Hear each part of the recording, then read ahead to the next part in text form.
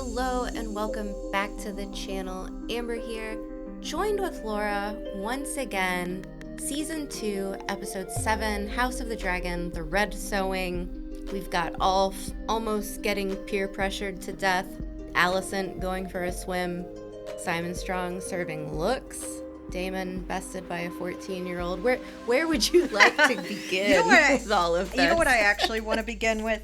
Is it really surprising that Sea Smoke chose one of Rhaenyra's half-brothers? And specifically the one who kind of resembles him. It was like Sea Smoke was like, Rhaenyra, there you are. And then he was like, well, you're not Rhaenyra, but you'll do. You'll do. You'll do. I like you too. I do appreciate how the dragons have very distinct personalities. So do I. We got all of Addam last week. This week, we get to see like Vermithor's personality and I mean, shall we skip right? Silverwings. Shall we skip right to it? We can. Are we going to do all the dragon talk first? Vermithor's got that smog in him. Oh, absolutely. He was not impressed by the offerings set forth by Rhaenyra until he realized that Hugh would be just as loud and chaotic as he is. Oh, that's a good point. I was looking at it of like Hugh being kind of like heroic because he pushed that lady out of the way. Well, like Vermithor to me personally seemed kind of like, I don't know, until Hugh like started angrily yelling at him. And then he was like, ooh, I liked you. I like that sass. Saucy. I'll have that one. But also, I think my favorite part about all of this is Vermithor's choice of Hugh is like the final fuck you to Jaehaerys. Choosing his disowned daughter's bastard to be his rider was the ultimate. Vermithor had a grudge. Vermithor is the ultimate troll. The dragon sequence, that was the best part of the episode. I don't care if that makes me basic. It doesn't. But it's the truth. It doesn't. It's the truth. How many people out there are actually watching this show and being like, this is the greatest story ever told? Not, I want to see more dragons. Ooh, look, a baby dragon. If you want Succession, watch Succession. This is House of the Dragon. It's the dragon show. You've got the Succession, but the real stars here, the dragons. Really. Yeah. And then, you know, we take a trip downstairs with Ulf, and then we run into to the stank basement. Yeah. And then we run into Silverwing, who obviously has not been given a plethora of people to choose from, and she just takes right to him. She's like, look, I just want a friend. Ulf was in the right place at the right time. Silverwing and Ulf, it was almost just like she's like, oh, look at this goofy little fella. I'll take him. And I mean, all right. I do like how Ulf, like we don't get to see anybody getting on the dragons, but it cuts right away to him joyriding through King's Landing. And at first I was like, that's so weird. Why would he do that? And then thinking about it, I was like, was he like bragging? Like he had to go fly over the pub, you know, like the drunk neighbor, like doing wheelies in the golf cart, like, check me out. That would be me. Look what I got. That would be me. Without a second thought. I mean, like the guy, he's giving that real like hillbilly neighbor energy. And I love that for him. I thought that final scene was really funny. Like where Aemon chases him. Like there's so much Facebook behavior happening in this scene. First, we've got Ulf is in King's Landing atop Silverwing solely to either antagonize or brag. Then Aemon rushes to what I thought would be the dragon pit, but no. He has Vhagar parked out back in the brush like a broke down vehicle. In the bushes. In the bushes. Yeah.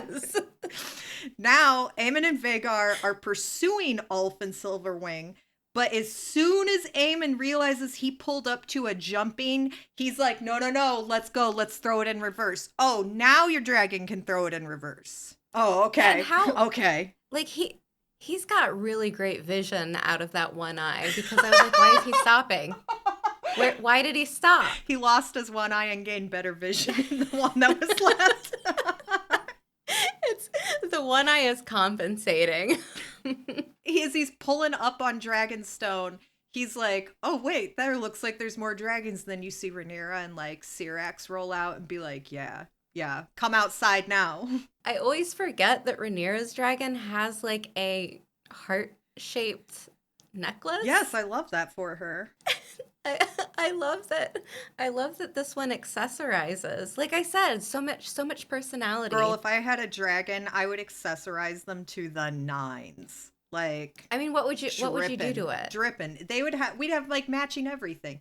Matching outfits, like my outfit matches like their little saddle outfit. They'd have bling, I'd be blinged out. We'd be dripping. Like put us in a fashion show. We're walking the runway. Okay, so I'm glad you specified because when you said the seat, like the saddle, I was like, "Oh, okay," because at first all I could think of was like those crochet outfits for like whippets, like the skinny dogs that are always shivering. I guess we could do that too. I'd like to have a custom crochet commission, please. A little It's gonna be about the size of a house. a little macrame. I mean, you know what? Make King's Landing great again. Put the small folk back to work. We've got crocheting and dragon tailoring. It's really Look, business will be booming. there's multiple dragon riders now. Somebody needs to do a pop-up shop for dragon accessories. Oh, pop-up shop. I love that. There's so much going on though. Okay. So, first off, I have to say this because I always forget. If you're listening to this, there's one episode left. If you are not subscribed and you listen to these, please do. And if you enjoy this, if you enjoy Laura and I's banter, like the episode, please. So, okay, Leave that out of the comments. way. Yeah, leave comments. What would your matching dragon outfit be? Wow us, dazzle us with your creativity. Okay, I want to get back to Ulf for a second Okay. because they go out and post the notices on all the doors or whatever, however they do it. And I didn't realize that Ulf had been in like a permanent fixture in this bar his whole life, claiming to be Blood of the Dragon to get free drinks. I didn't realize this was like a drink scam thing. I don't know if that makes me like him more or worse. His free drink scam but makes me like him more. I mean, it's creative. It worked, apparently. And like, who really thought that it could come to a close? Who really thought No one. that the royals would be posting signs about, hey, could you be a Targaryen bastard? We need you. They should have had like a close up of him being like, I could have never foreseen this. Either he doesn't really believe he has Blood of the Dragon, or he is just a very stark realist and he knows that this is a bad idea. This is a little dangerous and probably not too much fun. So, in that aspect, I think I like him more Yes. because he wasn't all about like the glory or whatever. He's just some guy with questionable parentage, gets lucky. Gets lucky and gets a dragon out of all of it. Right? And not only that, but Right? he gets a very sleek, good-looking dragon too. This goofy guy on such a majestic creature. Yeah. So lucky. Not a marring in her wings. She has the most perfect wings we've seen yet. Yep. So if we rewind and kind of go back through this episode, there was some things going on with Laris as well. Ooh, I have some questions for Lord Laris. So do I. It was kind of scratching that like, ooh, something's happening itch. There- like intrigue. There is a Let's game go. afoot right now. Mhm. What's the guy who came to him in the beginning of the episode's name? He sits on the small council, and I just see him as like a talking head kind of thing. Oh, I forget his name. He has, I really do. He has like dark curly hair. Mhm. When he comes to Laris in the beginning of the episode and is like, "Hey, there's whispers about a dragon and a new rider," and Laris is like, "Yeah, I don't know. Maybe you should just leave that whisper to the wind."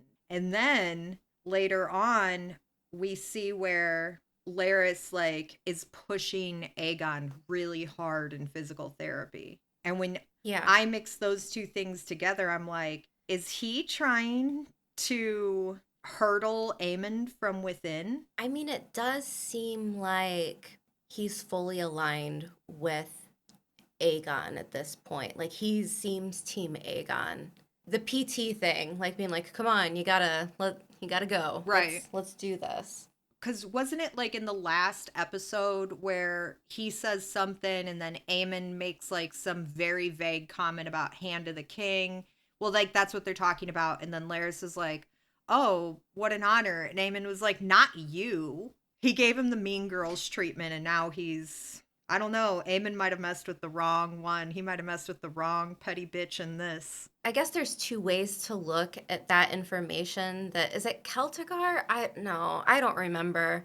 The dark-haired guy that's trying to vie for he wants some accolades, he wants the pat on the head, I guess. But the information that Sea Smoke has a new writer, pretty important. Yeah.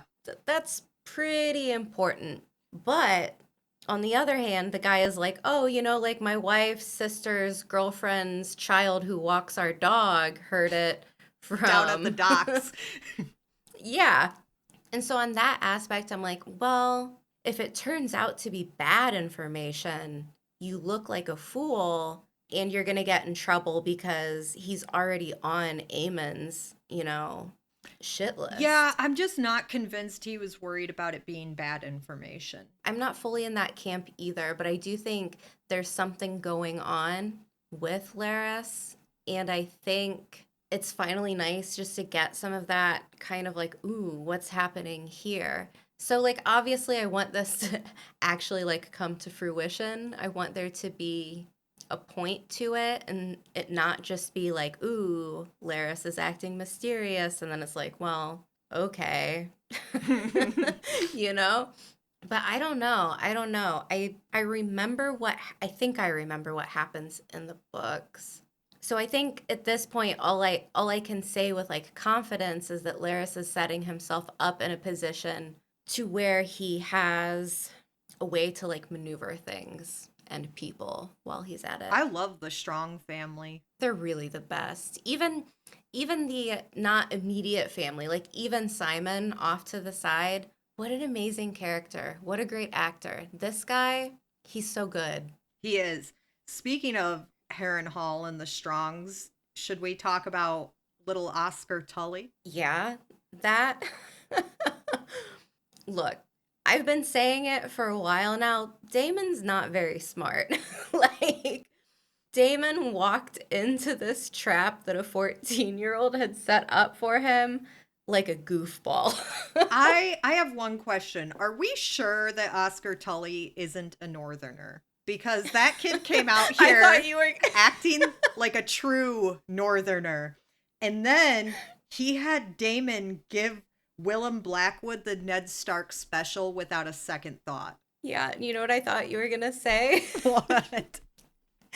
Do we know if Oscar Tully really exists? I mean, actually, that's kind of a fair assessment considering we don't know what's real and what's Damon's hallucinations. Wouldn't it be a plot twist if Rhaenyra shows up and there's no one there and it's just Daemon rebuilding the castle by himself? You know what my favorite moment, though, of all of this scene is first of all, Lord Strong's outfit. He must have broke the whole Harrenhal budget to make that outfit. That's why they don't have red currant with the venison. But also that little, oh dear, he gives was probably for me the best line of that scene because he's just looking around and he's like, no, I don't want the smoke. That's how you know you have like a grade A actor on your hands. He had like one line. That was it. Nailed it, killed it. What an icon. What a legend. And that outfit, oh my God, that outfit. When we were talking about it earlier and you sent me the image of it and I was like, I've been thinking about who he looks like. And it finally came to me that outfit is like, it looks straight out of the wardrobe of Walter Mercado. Yes. Who was like this extremely famous Puerto Rican astrologist. If you're listening to this, go look up Walter Mercado, because this man, I mean, his wardrobe and his jewelry should be in museums. But like looking at Simon Strong's outfit, I was like, oh my God. It's like he raided Walter Mercado's wardrobe. That's exactly what it looks like, and I love it. Maybe Walter Mercado is the actual ghost of Harrenhal. Just two spooky bitches living it up, tarot card readings, embroidery, the whole thing. You know, one, like, on a more serious note, I do have one thought about Daemon in all of this, which is like, first of all, for the story, we've got to get away from him hallucinating at Harrenhal. That has to happen. It's been happening long enough. But secondly, is that he really kind of showed that he'll do whatever, that he doesn't really have loyalties, because he really did take Willem Blackwood's head very without a second thought, even though Willem Blackwood had been with him from the start. He's a bit of a lone wolf type character. And it makes sense that Rhaenyra, I mean, last week I was like, oh, Rhaenyra should just send someone out there, fly out there herself, check things out. But he's such a loose cannon. Yes. I mean, I guess it makes sense. Like, she wouldn't be able, or I guess she wouldn't feel comfortable going out there unless she had backup, which, fair. But me personally, I wouldn't. I would go there myself and put the fear of God in him. Like, what is this man doing? For real, for real. When he got to Harrenhal, I was like, oh, this is great. So much fun. I hope it doesn't last too long, though. It's lasted so long. The rotating cast of characters surrounding Daemon and his adventures in Harrenhal, loved them. Yeah, that's actually Great been fun. far more enjoyable than his story itself. I have to wonder, because this episode, you know who we didn't see at all? Crispy. Number one public enemy, Crispy Cole. Not a line of dialogue, no nothing. But they could have very easily had done that for Daemon. The problem here, which, and this, I mean, it's not necessarily a problem, but it was probably contractual for the actor, because he's probably the biggest named actor for the show. I'd have to imagine that there's something in his contract where it's like you get at least this much time per episode or whatever. And so they just, they had to cut out some Uncle Day time. Isn't so Crispy is on the road to Harrenhal right now, right? I think so, or at least in that general direction. Right. I'm not sure. Ooh, you know what I saw in the preview for the next episode that I was so excited for? Oh, when you say excited, that narrows out a lot. There's like a split second scene in the preview of Gwaine holding a sword to Crispy. And not like a I knight thee type of way, but like say it again type of way. Ooh. And I was like, okay, that's exciting, because I had said I think I want more tension between these two characters. So I'm excited to go back to Crispy if there's someone there to like antagonize him. Yeah, I'd love to see Crispy catching some smoke.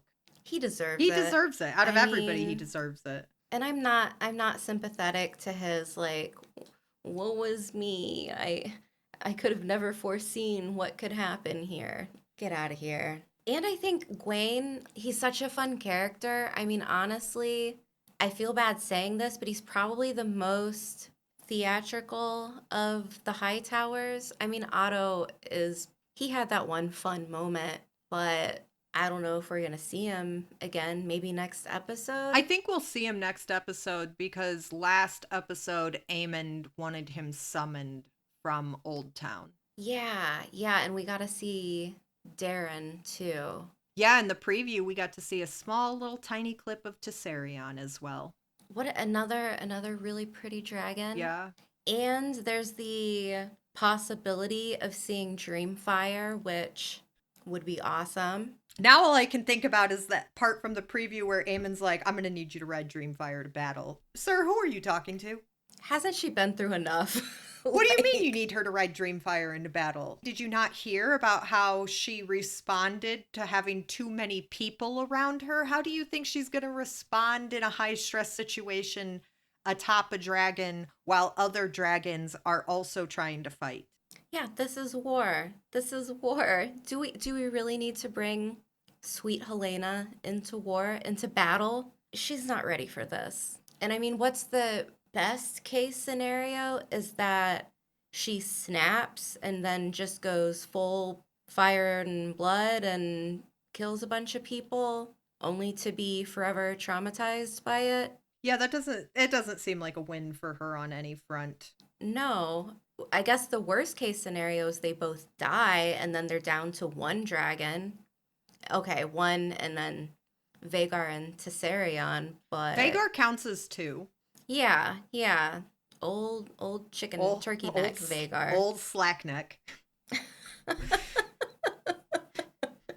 They did her so So dirty. dirty. Why did they have to make her look like that? Her head's so tiny in comparison to her slacky neck. She's the real vulture of the Yes, skies. that's the perfect way to describe her. What did you think about everything happening with the dragon keepers? Oh man, that guy was hot with Rhaenyra. He was like, "Girl, we are not doing this." And he started talking about how this is like a desecration on the name of dragons and their magic. And I thought maybe he was being like a little bit elitist about it, if I'm being honest, because Hmm. who is he to say, who is he to tell a dragon who to choose? If he's so worried about defending the dragon's like honor and reputation, then Don't, yeah, yeah, sir, don't be sir. such a dragon pick me. Yeah, don't be a pick me for the dragon. Stop being mad that they didn't pick you. Dragon pick me. That's the perfect way to describe him.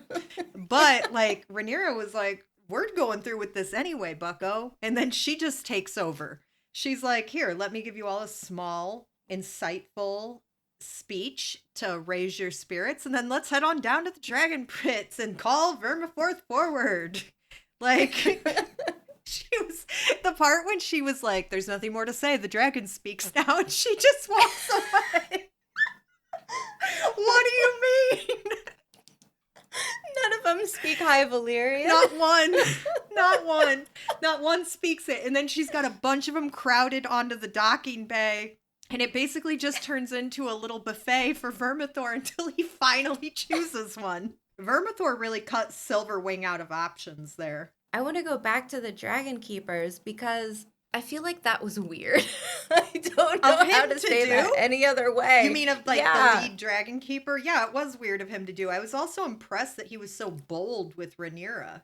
I mean, if Rhaenyra's sons, who everyone is pretty sure are bastards, can ride dragons, like the dragon keepers have eyes, you know?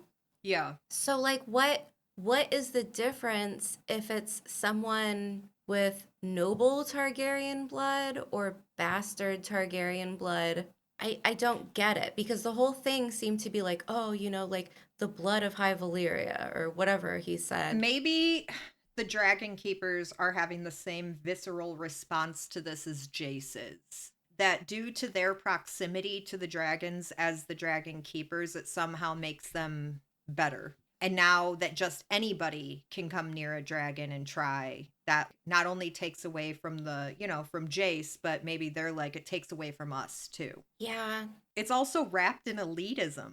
absolutely, absolutely. But there's also this like question of all of the people that Rhaenyra has like seen like get on the dragons besides Adam, who was like sneaky about it. I mean, it could go either way. They could have Targaryen blood or they might not. But like nobody gave a definitive absolutely not. I'm just some random guy. Right, but we know Hugh for sure is a Targaryen. Right. I guess it's the illusion. Yeah. So like even if there's a possibility that the writers are all having a little bit of Targaryen blood in them, the illusion that they might not would kind of take away everything that makes someone like Jace special. His dragon is the only thing that is pretty much an argument for his parentage, right? Right. If you take that dragon, the fancy dragon thing away, he's just a nobody. But Jace is not a nobody without the dragon. He still Right. comes from highly regarded paramount lord houses. It makes it also frustrating. Not like, oh, the show is frustrating, but Right. just that people that people are like this in real life. Like if we go through history, Oh, you know. absolutely.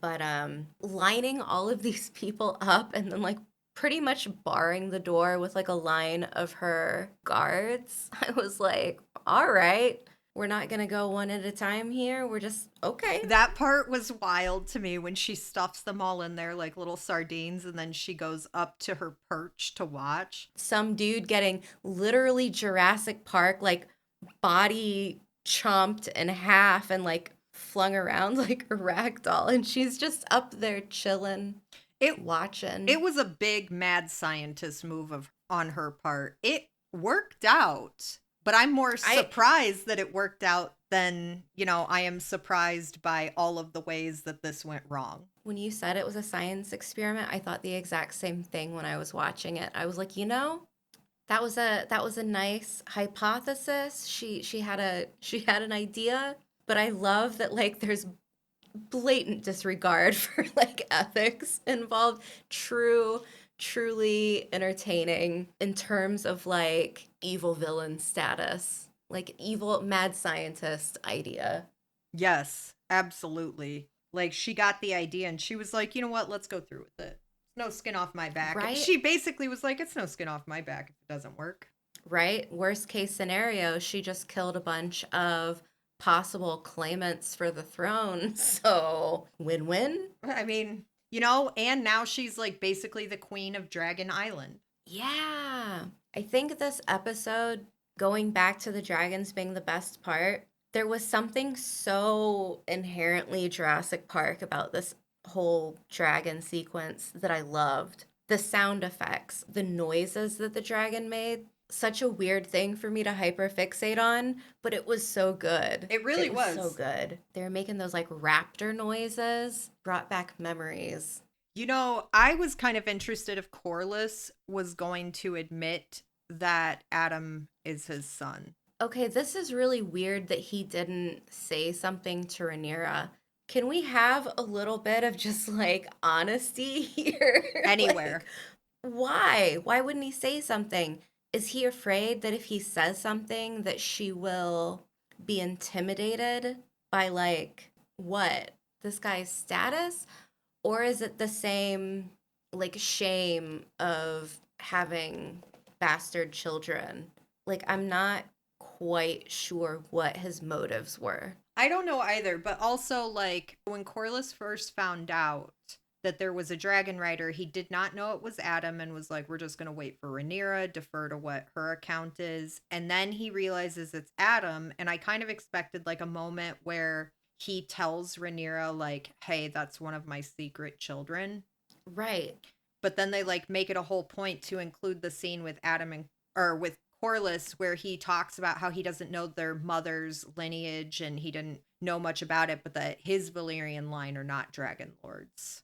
Where does the dragon gene come from if not from him? Yeah, I wasn't really sure about that, but then when I thought about it, like if you think about leading up to this point, it's usually like the Targaryen children select an egg and then that egg lives with them and then that egg hatches with them and then, they spend all of their lives with these dragons and that's how the bond is formed.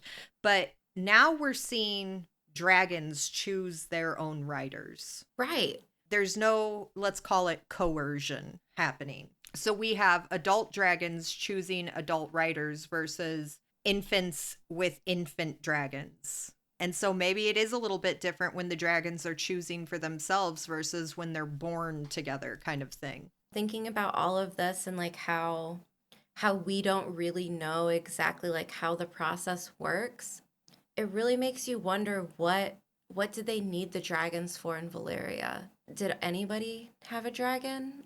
Is it just a certain bloodline of people from old Valyria? Just the Targaryens? Like how does it all work? I wish I knew.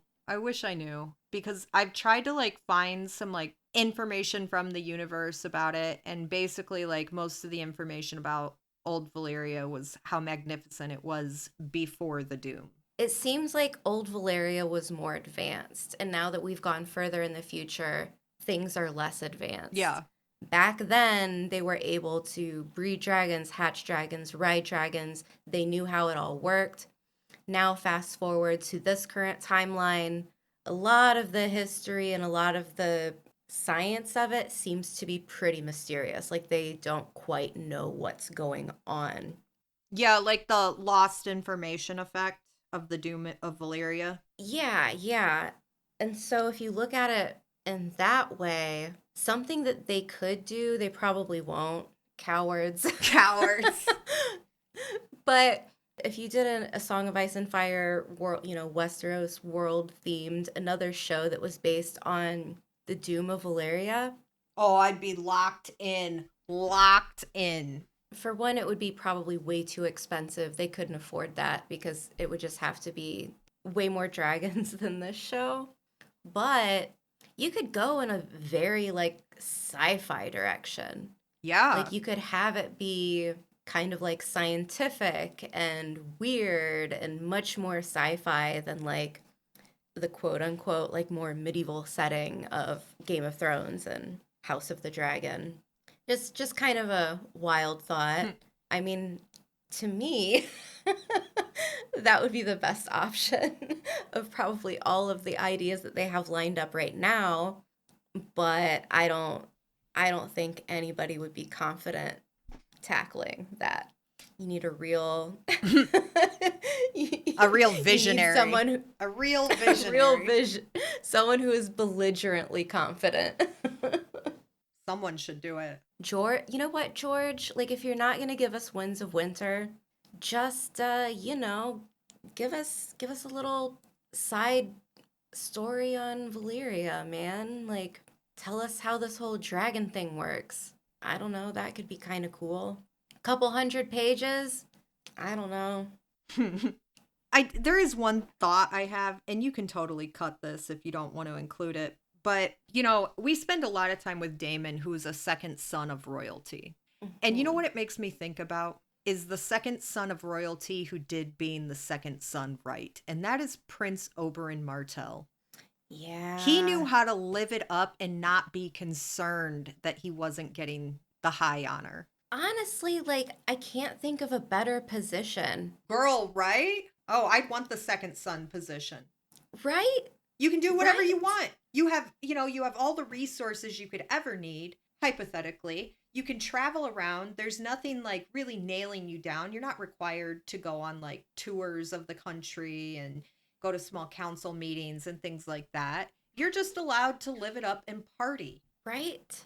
Hopefully, you would have other, male and female siblings. That way, it all doesn't rest on your shoulders and you're like forced to marry and do all that. But really, that is the ideal position. Yeah, especially in like a really big house like the Targaryens. Like, imagine what Daemon could be doing right now if he weren't busy with this.